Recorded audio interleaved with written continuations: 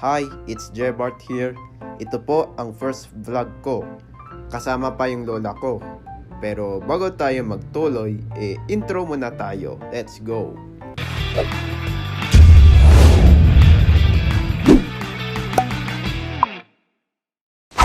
Hello May pupuntahan pa kasi kami para bisitahin namin yung mga taga-Korea.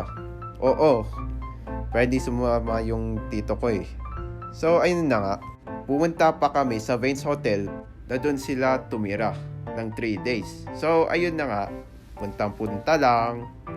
O diba, may tito at tita kaming taga-Korea. Pero hindi sumama yung tito niya So ayun na nga, let's go in the 3rd floor. Wala pa akong masasabi kasi nakakaya yan para sa akin para i-vlog ko ito sa inyo. So ayun na nga, kung dumating na kami, meron na yung mga tita ko at saka yung mga kapatid niya. Ang ganda At ito na nga sila. Yan yung dalawang kapatid na taga-Koreano. O diba? Hello! Hello to. At nga pala, ito pala yung buffet ng Vance Hotel ko kapag 6 to 9. Oo. So alam ko may bayad talaga kung gusto mo. Ito ang tinatawag na buffet.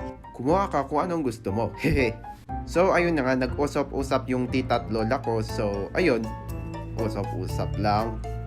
Yun nga. So ito na nga, yung kumuha kami pang breakfast, ito yung pinili ko.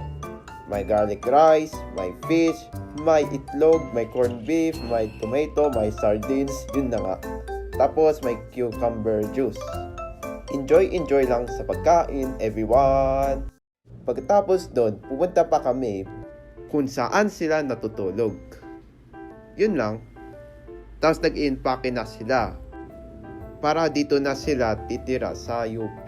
Alam ko may ano din yun Basta, hi, naglilinis pala ito.